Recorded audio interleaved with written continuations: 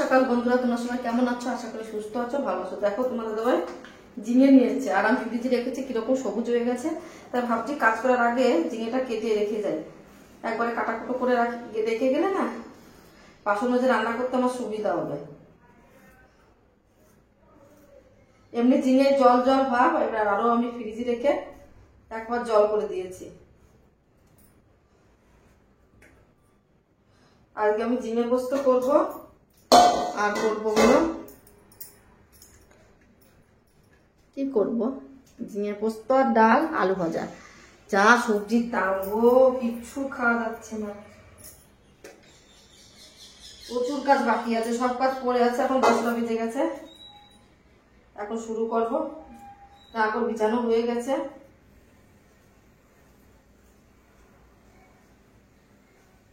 দেখো বন্ধুরা, এখানের লোক তুরিয়া বলে, এটা ঝিঙে বলে। ঝিঙে নিয়ে এসছে 100 টাকা 4টে। মানুষ কত মানে নিজ মনের মানুষ হয় সেটা বলো। তোমার দাদাবার বন্ধুকে 50,000 টাকা দিয়েছিল, 2 মাস হয়ে গেছে। তা উনি 1 মাসের কথাকে 2 মাস হয়ে গেছে। তোমার দাদাবার নিশ্চয়ই চাবে 50,000 টাকা দিয়েছে, কিন্তু সবজির দাম এত বেশি নিয়েছে যে সবজির দাম 50 টাকা সেটা 100 টাকা। তার দোকানে আমরা যাবো কিনা সেটা তোমরা অবশ্যই কমেন্ট করে জানিও। মানুষ কতটা তার বিপদের সময় টাকাটা দিয়েছে, চাইতে পারবে না বলো? তোমরা দেবে ভগবানের নামে। আমি সবাইকে একটা সাজেস্ট করবো, কেউ কেউ বিপদে টাকা দেয় না, মরে যাক সবাই। আমাদেরও দিও, মানে আমরা চাইবো, কেউ কাছে চাওয়ার ইচ্ছা নেই। মানে যে মানুষটা অনেকে আছে দেওয়ার সঙ্গেই মানে অন্যের টাকা নিয়ে মাথায় একটা চাপ থাকে, দিতে হবে, টেনশানে পাগল হয়ে যেতে মানে হয়ে যায় যে পরের টাকা। আর অনেকে আছে যেন টাকা নিয়েছে মানে আমার আপনা ভাবে, আর আমরা কিন্তু তা না, কখনোই না। আমি কেউ দিন না থাকলে আমার ঘুম আসে না কয়দিন, তার ঠিক নেই। আগে টাকা দাও, তোমার দাদা বাড়িতে আমি পাগল করে দেবো, টাকা দাও। আমার মান সম্মানে ভীষণ লাগে, জানি না কেন। আর আরে টাকা পয়সা নিয়েছে, বিপদে নিয়েছে, ঠিক আছে। আমি এই মাসে পাচ্ছি না, বলবো ডক্টর যে আমি এই মাসে পাচ্ছি না, সামনের মাসে দিয়েই দেবো। কিন্তু 1 মাসের কথাকে 2 মাস ঠিক আছে, 3-4 মাস রাখা তো ঠিক না। তার আগে দিয়ে দিলে আবার পাবে। তারপরে তোমার দাদাভাই আবার কালকে আমার ঝিঙে নিয়ে এসছে, বলে কি শুনুন ভাই এই ব্যাপার। আমি জানি তুমি বন্ধুত্ব, আর বাইরের লোকের সঙ্গে বন্ধুত্ব কিসের তোমার আবার। আর এরা বিহারিরা কিসে, একবারে একটা ইউপির লোক 1 লাখ টাকা নিয়ে চলে এসেছিলো। বন্ধুত্ব বেশি ভালো না, ও বন্ধুত্ব তোমার দাদাভাই দেখাতে যায়। মানুষ দুনিয়া হলো স্বার্থেই চলে, জানো না? তাই আর তোমার দাদাভাই একটু বোঝে না। আমাদের বাঙালিরা যদি 1 মাসের কথা 6 মাস টাকা আমার কোনো অসুবিধা। নর্থ বাঙালিরা হলো স্বার্থই চলে, ওদের কোনো ভরসা আছে বলো? তাই তোমার দাদাভাই এখন বুঝতে পারছে। দেখো চলে এসে বাসন টাসন মাজতে, বাসন টাসন মাজার পর দেখো ওই কুকারটা দেখেছো, ভাতটা কালকে পুড়ে গেছিলো। আমি তোমার দাদাভাইকে কবে বলেছি যে নিয়ে আসো রাবারটা, তা আনেই না। তার জন্য আমার আজকে ভাতটা পুড়ে গেল, আবার রান্না করতে হলো। ভাতটা আমি অল্প অল্প খেয়েছি, এত বন্ধ হয়ে গেছিলো। তোমার দাদাভাইকে দিইনি, আর সেদিন চিকেন আর ছিল তো ইলিশ মাছ, ওই জন্য তোমার দাদাভাইকে দিইনি। আর এত সুন্দর তরকারির সঙ্গে যদি খাওয়া যায়। দেখো বন্ধুরা চলে এসছে বাসন কটা মাজতে, বাসন কটা মেজে নিই তাড়াতাড়ি করে। দেখো এবার বাসন টাসন মাজা অনেকটাই হয়ে গেল, প্রায় কমপ্লিটের কাছে। চারিপাশে কি শব্দ দেখতে পাচ্ছ? বাইরে একটু এডিট করতে গেছে, শান্তি পেলাম না। এদিকে গান, আমাদের একটা সামনের আলোচনাতে থাকে গো, পরনিন্দা করতে নেই। সারাদিন টিভি আর আসতে সাউন্ড না, সন্ধ্যা লাগলে গান, আমার মাথা ধরে যায়। আর চেঁচামেচি হইচই ওদের বাড়িতে এত। আর আমরা কি বলতো, অত হইচই চেঁচামেচির মধ্যে। আর ওনার লোকটা বাড়ি আসে অফিস থেকে সন্ধ্যার সময়। মানুষে তো সন্ধ্যার সময় আসলে একটু না চেঁচামেচি হয়েছে, ওটা কমায়, লোকটাকে শান্তি দেয়। লোকটা কি করে থাকে কি জানি। পারেও বাবা, আমরা পারবো না। তোমার দাদা ভাই হলে আমাকে মেরে ফেলে দেবে।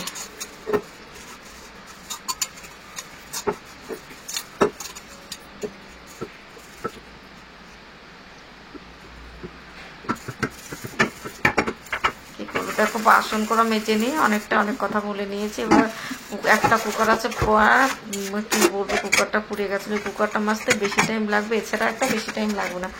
আমার কাজ করতে ধরলে 1 ঘন্টার মধ্যে পুরো কাজটাই, ঘর মোছা, বাসন মাজা, জামা কাপড় কাচা হয়ে যায় যদি মন দিয়ে। আমি একবারে মন দিয়ে কাজ যদি না করে আমি বসে থাকি, কিন্তু তোমরা জানো রোদে করি। একবারে যে বাসন টাসন মেজে, জামা কাপড় কেচে পরিষ্কার করে ঘর মুছে চলে আসবো, হয়ে যাবে। তারপরে স্নান করার আগে বাথরুমটা পরিষ্কার করবো, কাজ করতে, তারপরে নিলেই বেরিয়ে রান্না বান্না করবো। দেখো বন্ধুরা, এই কুকারটা খারাপ, রাবারটা খারাপ হয়ে গেছে। কিভাবে পুড়ে গেছিল, কি করে উঠবো বুঝতে পারছি না। আস্তে আস্তে একদিনই হবে না। আস্তে আস্তে আস্তে করে উঠাতে হবে, জানো তো, একদিন আমি পারবো না। চেষ্টা করি কিছুটা উঠুক।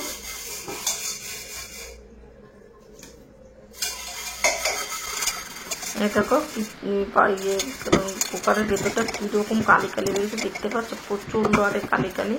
তারপরে অর্ধেক যেটুকু পারবো আজকে উঠিয়ে দেবো, না অন্যদিন পুরো উঠিয়ে দেবো আস্তে আস্তে, মাছতে মাছতে একদম নোংরা থাকবে না, এরকম কিছু আপনার বাইরে পুরো পরিষ্কার। আমার কী বলতো এক হাতে মাঝে মধ্যে না আঙুলগুলো এত ব্যথা করে, জোর পাই না, আবার কোনো কোনো দিন জোর পাই, বা হাতটা কোনো কোনো দিন ছাদ দিয়ে দাঁড়াতে পারি না। কি যে একটা কি দেখো, বাসনটা মেজে নিয়েছি, ওইখানে রেখে দিচ্ছি। এবার একটু ধুয়ে নেবো, না এগুলো আঙুল কাটতে পারবো না। গামলিটা এখন বালতিটা আমি রেখে দিয়ে জামা কাপড়কে উঠতে দেবো, তার জন্য দেখো দেখো সাবানটা খুলছি। অর্ধেক সাবান, অল্প সাবান আছে বলে আবার সাবানটা বেশি করে খুলে নিচ্ছি, কারণ তো বেশি বেশি সাবান না থাকলে না কাজ করতে একদম ভালো লাগে না, কেমন যেন লাগে। আমার তো বেশি বেশি জিনিস থাকবে তাড়াতাড়ি কাজকে উঠে। আর এই জামাকাপড়গুলো বেশি নোংরা না, একদম পড়েছে। এক বিকালে একটু গেছিলাম বাজারে, তার হচ্ছে ধুয়ে দিই, গায়ে দিলি মনে হয় না, আর পরে আবার মানে জামাটা আবার পরি, কী করবো। একবার যদি পরি আমি জামা, আর আমাদের বাড়ির কেউ সেই জামা না দিয়ে আর করতেই পারে না, আমারও বিরক্ত লাগে, যেন কেমন লাগে। জল দিয়ে ধো আর একটু সার্ফ দিয়ে ধুয়ে দাও, ব্যাস হয়ে গেল। আর বেশি দেখো জামা কাপড় ইয়ে হয়ে গেছে, ধোয়া হয়ে গেছে। এবার পা মোচাটাও ধুয়ে নিলাম, কেন বলো তো ওই জামা কাপড়ের যে জলটা ছিল না, সেই সার্ফের জল, ওইটাতে একটু করে নিলাম আর ধুয়ে নিলাম পোছাটা। এবার দেখো গামলিটা একটু মেজে নিচ্ছি। এই গামলিটা সবার সঙ্গে আমও নিয়েছে, আমার তো একটু ভালো আছে, মানে আমি মেজে মেজে রাখি সবসময়, নাই তো একটা সাদা সাদা না আয়রনের দাগ হয়ে যায়, প্রতিদিন মাজলে না তো আয়রনের দাগটা হয় না। আমি কালকে গেছিলাম, একজনের তো গামলায় কিন্তু প্রচুর তেল কাজটা, আর এই ছোটো গামলিটা কেমন হয়ে গেছে, যেটা ডিজাইন থাকে না ওইটা সাদা সাদা টাইপের হয়ে গেছে। এই গামলিটা 30 টাকা, আর ওইটা হলো 200 টাকার, না কত, 200 টাকার।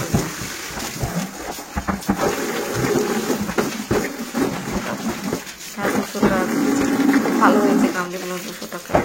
অনেকদিন যাবে আমার গামলিটা, আপনি পাতুরি না নষ্ট হয় না। দেখো জামা কাপড়গুলো মেজে দিয়েছে। এবার আমি চলে এসেছি কিচেনটা পরিষ্কার করতে।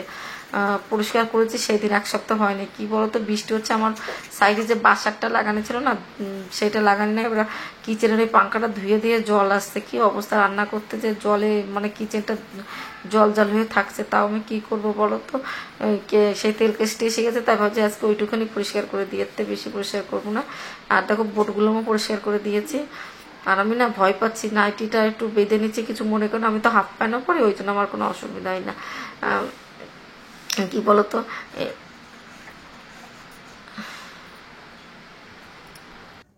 দেখো এখানে একটু ভালো করে পরিষ্কার করে নিই। আমার এই কি বলতো, এই কিচেনটা সে ডিজাইন টাইপের, তো ওইটা খাঁচকাছে খাঁচকাছে তেল মশলা ঢুকে থাকে, ওই জন্য একটু হাত দিয়ে যে নখটা থাকে না, ওই নখ দিয়ে উঠাতে হয় তেল কাজটাগুলো, নাই হয় না, প্রচুর টাইম লাগে। আমার টাইলসটা কিন্তু সবার ভালো লাগে, আমার মোটামুটি ভালোই লাগে। এই টাইলসটা কিন্তু দাম বেশি, অন্য যে টাইলসগুলোর থেকে এই টাইলসগুলোর দাম বেশি। তোমার দাদাভাই বলে কিচেনে তো সবাই কত কিছুই লাগায়, আমি একটু অন্য টাইপের লাগাই, কাপেলের তো সবাই লাগাই, আমি এই ডিজাইনটা নিয়ে নিই, বলছে দেখতে শুনতে ভালো লাগবে বেশ, আমি চলো নিয়ে নাও। আর পুরো মোড়াবে কাঠের যে এইগুলো করে না, তক্তাগুলো বেরো করে মিল থেকে, ওই টাইপের লাগে। আমার সারা কিচেনে বুঝতেই পারে না টাইলস নাকি মাটির কিচেন, কেউ বুঝতে পারে না। কিচেনটা সুন্দর করে পরিষ্কার করে লাস্টে এটা মুছে নিচ্ছি, ব্যাস কমপ্লিট হয়ে যাবে কিচেন পরিষ্কার করা।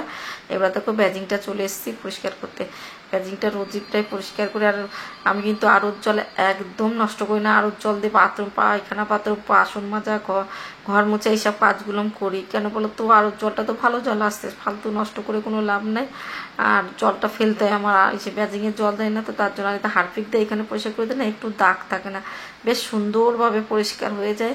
আর আমি কি করবো বলো তো, এটা পরিষ্কার করার পর একটু করে নিয়েছি, ওইটা কাপড় দিয়ে মুছে নিয়েছে, সেইটা তোমাদের সঙ্গে শেয়ার করলাম না। এবার তারপর পায়খানা পত্র পরিষ্কার করতে চলে এসেছি। পায়খানা পত্র আমি রোজ পরিষ্কার করি, এখন স্নান, জামা কাপড় কেচে সব কিছু কমপ্লিট হয়ে গেছে। এবার ঘর মোছার আগে আমি পায়খানা বাথরুম পরিষ্কার করে দিচ্ছি, তারপরে একটু ঘরটা বাইরে বাইরে মুছে দেবো। আমাদের কিন্তু এই টয়লেট বাথরুমে কি জানো, গাটারটা নদীর সঙ্গে চলে যায়, কোনো নোংরা রোজ পরিষ্কার করলে তোমরা একটু ভেবো না যে তুমি টয়লেট বাথরুম পরিষ্কার করছো, করছো। আমরা কিন্তু রোজ পরিষ্কার করি, একদিনও মানে রান্নাঘরটা কিচেনটা সব থেকে পরিষ্কার রাখা, সরি কিচেন আর রান্নাঘরে একই তো। দেখো বাংলা হিন্দি সব বলে দিচ্ছি, ইংলিশই সব। বাথরুমটা পরিষ্কার করি রোজ আমি। বাথরুম পরিষ্কার না করলে না ভাল লাগে না। কি বলো তো, এক বাথরুমে তো এটাই সবাই এক জায়গায় বসায়, ওই জন্য আমরা 3 জনের বেশি এটা ইউজ করি না। আর একটা আমাদের এক্সট্রা পায়খানা বাথরুম আছে, সেইটা লোকজন আসলে করে। আমরা এটা আমি আমার পায়খানা বাথরুম বেশি লোক না ইউজ করলে একটু কেমনই লাগে। আর তারপরে কি বলতো, সবাই ইউজ করলে অসুবিধা না, তারপর আমার না ধুয়ে আর ভাল লাগে না।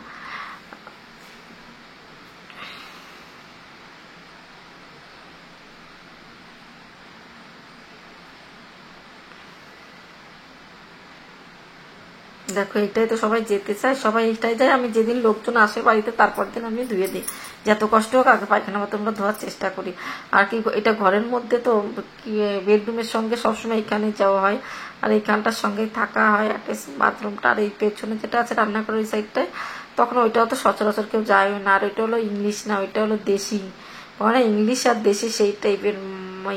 ওইটা আমার শাশুড়ি আসলে, মানে গ্রাম থেকে আসলে সবার ভালো। আর এই পায়খানা বাথরুমে অনেকে যায়, অনেকে যেতে পারে না, ওই জন্য দুটো আলাদা আলাদা করে রাখলাম, যার যেরকম সুবিধা হবে সে সেরকম করবে, যাবে। দুটোই রেখে দিয়েছি, দুটো পায়খানা বাথরুম তো দরকারই হয়। আর যাদের নাই সেটা তো আলাদা কথা। এবার দেখো ঘরটা মুছতে চলে এসেছি, পায়খানা বাথরুম পরিষ্কার করে নিয়েছি, ঘরটা মুছে নিয়ে তারপর আমার কাজটা কমপ্লিট হয়ে যাবে। এই দেখো এই সিঁড়িটা নিয়ে এসেছিলাম পাংখাটা লাগাতে, এখানে পাংখা লাগিয়ে দিয়েছে তোমার দাদা ভাই, খুব ভালো।